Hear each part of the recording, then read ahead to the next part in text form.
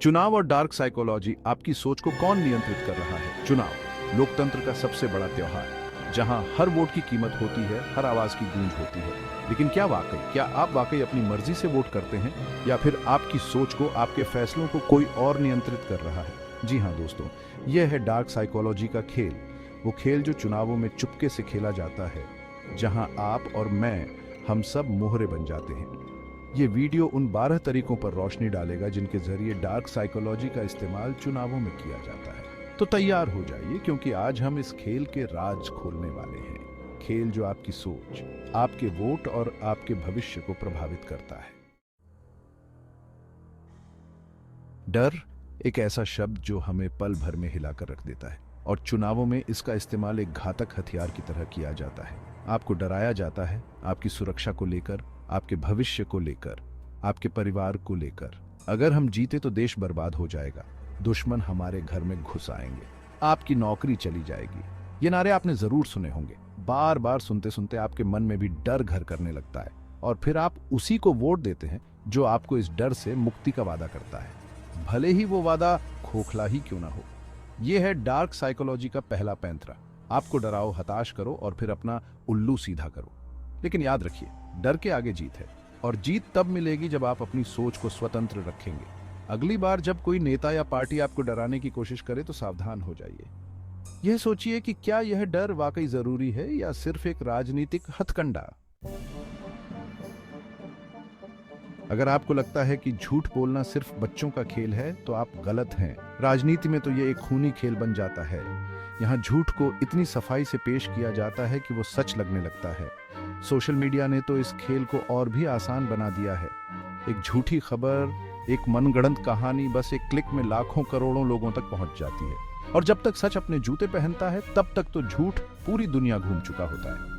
चुनावों में fake news का इस्तेमाल विरोधियों को नीचा दिखाने, उनकी छवि खराब करने और जनता को गुमराह करने के लिए किया जाता है। और अफसोस की बात यह है कि अक्सर लोग इस जाल में फंस भी जाते हैं। इसलिए दोस्तों, जरूरी है कि आप अपने आसपास फैली हर खबर पर आंख मूंद कर यकीन न करें, उसकी तहकीकात करें, विभिन्न स्रोतों से जानकारी जुटाएं और फिर ही किसी नतीजे पर पहुंचें। याद रखें, सच्चाई तलाशने वालों को ही मिलती है, आंख मूंद कर भरोसा करने वालों को तो सिर्फ धोखा ही मिलता है। हम इंसान हैं, रोबोट नहीं। हमारे फैसले सिर्फ तर्क पर आधारित नहीं होते, भावनाएं भी उनमें महत्वपूर्ण भूमिका निभाती हैं। और डार्क साइकोलॉजी इस बात को अच्छी तरह जानती है। चुनावों में आपकी भावनाओं को उकसाने के लिए तरह तरह के हथकंडे अपनाए जाते हैं। कभी आपको गुस्सा दिलाया जाता है, तो कभी आपको डराया जाता है, तो कभी आप में देशभक्ति की भावना जगाई जाती है।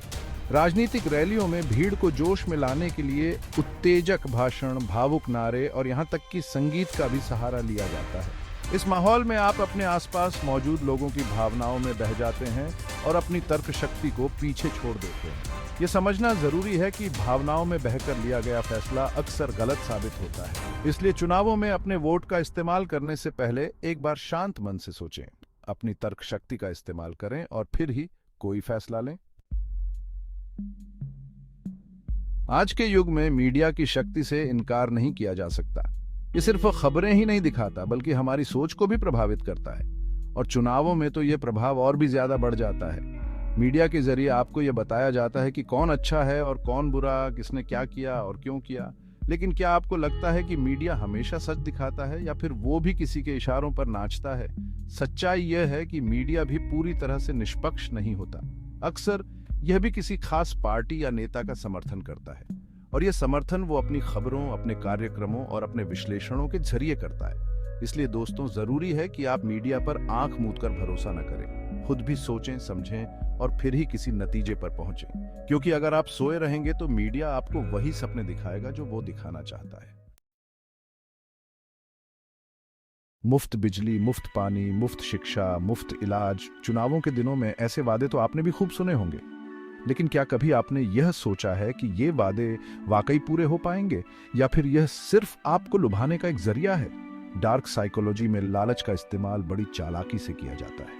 आपको ऐसे सपने दिखाए जाते हैं जो शायद कभी हकीकत न बन पाए, लेकिन आप उन सपनों में खो जाते हैं और उसी को वोट दे देते हैं जो आपको ये सपने दिखाता है। दूसरी तरफ, अगर आप उनको वोट नहीं देते तो आपको अपराध बोध का एहसास कराया जाता है। अगर आप देश से प्यार करते हैं तो हमें वोट दें, अगर आप अपने बच्चों का भविष्य चाहते हैं तो हमें वोट दें। ऐसे नारों का उद्देश्य आपको मानसिक दबाव में लाना होता है। ये एक तरह का भावनात्मक शोषण है। इसलिए जरूरी है कि आप सतर्क रहें और किसी भी तरह के लालच या दबाव में आकर अपना वोट न दें। क्या आपने कभी गौर किया है कि जब भीड़ में सब लोग एक ही दिशा में जा रहे होते हैं तो आप भी उसी दिशा में चलने लगते हैं, भले ही आपको न पता हो कि वहां जाना क्यों जरूरी है। यही है भीड़ का मनोविज्ञान। चुनावों में भी इसका बखूबी इस्तेमाल किया जाता है। आपको यह दिखाने की कोशिश की जाती है कि सब लोग एक ही पार्टी या नेता को वोट दे रहे हैं। इसके लिए बड़ी बड़ी रैलियां की जाती हैं, जोर शोर से प्रचार किया जाता है और मीडिया में भी यही दिखाया जाता है कि फलां पार्टी की लहर है। इससे आपके मन में यह बात बिठाने की कोशिश की जाती है कि अगर सब लोग उन्हें वोट दे रहे हैं तो जरूर उनमें कुछ तो खास होगा, और फिर आप भी भीड़ का हिस्सा बन जाते हैं बिना यह सोचे कि आपका अपना विवेक क्या कहता है।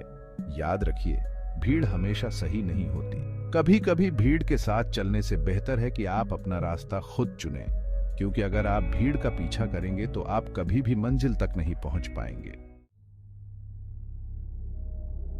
चैप्टर 7, गैस लाइटिंग, सच और झूठ का भंवर। क्या आपको कभी ऐसा महसूस हुआ है कि आपको खुद पर ही शक होने लगा हो, जैसे कि आपको जो याद है वो सच नहीं है? यही है गैस लाइटिंग का खेल, जहां आपकी वास्तविकता को ही झुठलाने की कोशिश की जाती है। चुनावों में भी इस हथकंडे का इस्तेमाल किया जाता है। बार बार झूठ बोला जाता है, तथ्यों को तोड़ा मरोड़ा जाता है और आपके सामने एक ऐसी तस्वीर पेश की जाती है जो हकीकत से कोसों दूर होती है। इसका उद्देश्य आपको मानसिक रूप से कमजोर करना होता है, ताकि आप खुद पर ही शक करने लगें और उनकी बातों पर यकीन करने लगें। आपको लगने लगता है कि शायद आप गलत हैं और वो सही हैं। गैस लाइटिंग एक बहुत ही खतरनाक खेल है जो आपके आत्मविश्वास को तोड़ सकता है और आपको मानसिक रूप से बीमार बना सकता है। इसलिए जरूरी है कि आप सतर्क रहें और अपने विवेक का इस्तेमाल करें। चैप्टर 8, बंटवारे की रेखा, दुश्मन कौन, हम और वो। इंसान को दो हिस्सों में बांटने वाला यह फॉर्मूला चुनावों में बड़ी ही चालाकी से इस्तेमाल किया जाता है। एक हम होते हैं जो अच्छे हैं, देशभक्त हैं, विकास चाहते हैं, और दूसरी तरफ होते हैं वो जो बुरे हैं, देशद्रोही हैं, विनाश चाहते हैं। यह वो कोई भी हो सकता है। एक धर्म विशेष के लोग, एक राज्य विशेष के लोग, एक विचारधारा विशेष के लोग। बस जरूरत होती है तो उनको दुश्मन घोषित करने की। और एक बार अगर आपके मन में यह बात बैठ गई कि वो आपके दुश्मन हैं, तो फिर आप उनके खिलाफ कुछ भी करने को तैयार हो जाते हैं, चाहे वो कितना भी गलत क्यों ना हो। यह एक बहुत ही खतरनाक खेल है जिससे समाज में नफरत फैलती है और हिंसा को बढ़ावा मिलता है। इसलिए जरूरी है कि आप इस फंदे में न फंसें। याद रखें, हम सब इंसान हैं और हमें एक दूसरे के साथ मिलजुल कर रहना है। Chapter 9, propaganda. जब झूठ बन जाता है सच, झूठ को 1000 बार बोलो वो सच बन जाता है। यह कहावत आपने जरूर सुनी होगी, और चुनावों में इस कहावत को बिल्कुल सच साबित कर दिखाया जाता है। यहां एक ही बात को बार बार अलग अलग तरीकों से कहा जाता है, जब तक कि लोग उस पर यकीन न करने लग जाएं। यह है प्रोपेगेंडा की ताकत। यह आपकी सोच को धीरे धीरे प्रभावित करता है और आपको वही सोचने पर मजबूर कर देता है जो वो चाहता है। इसके लिए media, social media, poster, banner, नारे, गीत, हर चीज का इस्तेमाल किया जाता है। प्रोपेगेंडा का सबसे बड़ा खतरा यह है कि आपको पता भी नहीं चलता कि आपके साथ कब और कैसे खेल खेला जा रहा है। आप धीरे धीरे उस जाल में फंसते जाते हैं और जब तक आपको अपनी गलती का एहसास होता है तब तक बहुत देर हो चुकी होती है। इसलिए जरूरी है कि आप अपनी आलोचनात्मक सोच को जागृत रखें और हर बात पर आंख मूंद कर यकीन न करें, क्योंकि जो दिखता है वो हमेशा सच नहीं होता। चैप्टर 10, डिजिटल जाल, सोशल मीडिया। और आप सोशल मीडिया आज के ज़माने का सबसे बड़ा जादू। यह हमें जोड़ता है, हमें जानकारी देता है, हमें मनोरंजन करता है। लेकिन क्या आपको पता है कि यह आपकी जानकारी का इस्तेमाल आपके खिलाफ भी कर सकता है? चुनावों में सोशल मीडिया एक शक्तिशाली हथियार बन गया है। यहाँ आपके द्वारा की गई हर एक्टिविटी पर नजर रखी जाती है। आप क्या पसंद करते हैं, क्या नहीं, आप क्या सोचते हैं, आप किससे डरते हैं, और फिर इस जानकारी का इस्तेमाल आपको प्रभावित करने वाले विज्ञापन और सामग्री दिखाने के लिए किया जाता है। ये एक तरह की मनोवैज्ञानिक जासूसी है जो आपकी मर्जी के बिना की जाती है। आप खुद नहीं जानते कि आपको कौन और क्यों प्रभावित कर रहा है। इसलिए जरूरी है कि आप सोशल मीडिया का इस्तेमाल सोच समझकर करें। अपनी प्राइवेसी सेटिंग्स पर ध्यान दें और ये समझें कि आपको जो कुछ भी ऑनलाइन दिखाया जा रहा है वो जरूरी नहीं कि सच ही हो। चैप्टर 11, सब यही तो कर रहे हैं, झूठा बहुमत। क्या आपने कभी कोई काम सिर्फ इसलिए किया है क्योंकि आपको लगा कि सब लोग वही कर रहे हैं? यह है सामाजिक दबाव का खेल जो चुनावों में भी खेला जाता है। आपको यह दिखाने की कोशिश की जाती है कि सब लोग एक ही पार्टी या नेता को वोट दे रहे हैं और अगर आप अलग राय रखते हैं तो आप अल्पमत में हैं। इससे आप पर मानसिक दबाव बनता है कि आप भी भीड़ का साथ दें और अपनी अलग राय न रखें। ये एक तरह का प्रोपेगेंडा ही है जो आपको यह सोचने पर मजबूर करता है कि अगर सब लोग कुछ कर रहे हैं तो वो जरूर सही होगा। लेकिन याद रखें, सच्चाई यह है कि हमेशा भीड़ सही नहीं होती। जरूरी है कि आप अपनी सोच को स्वतंत्र रखें और किसी भी तरह के सामाजिक दबाव में आकर अपना फैसला न लें, क्योंकि आपका वोट आपकी आवाज है, उसे किसी और के इशारों पर न नाचने दें। चैप्टर 12, मूल मुद्दा क्या था? भटकाने का खेल चुनाव विकास के मुद्दे पर होने चाहिए, लेकिन अक्सर यह धर्म, जाति, भाषा और अन्य संवेदनशील मुद्दों पर केंद्रित हो जाते हैं। यह कोई इत्तेफाक नहीं है, बल्कि एक सोची समझी रणनीति है। जब चुनाव मूल मुद्दों से भटक जाते हैं तो लोग भावनाओं में बह जाते हैं और तर्क से सोचना छोड़ देते हैं। वे उस व्यक्ति को वोट देने लगते हैं जो उनकी भावनाओं को सबसे ज्यादा उकसाता है, न कि उस व्यक्ति को जो वाकई में उनके लिए कुछ कर सकता है। यह एक तरह से जनता को बेवकूफ बनाने का तरीका है।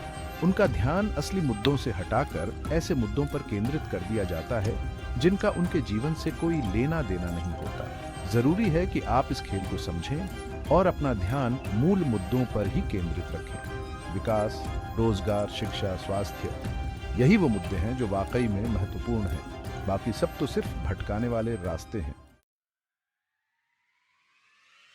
आउटरो, आपकी सोच, आपका वोट, आपका भविष्य। तो दोस्तों, ये थे वो 12 तरीके जिनके जरिए चुनावों में आपकी सोच को प्रभावित किया जाता है।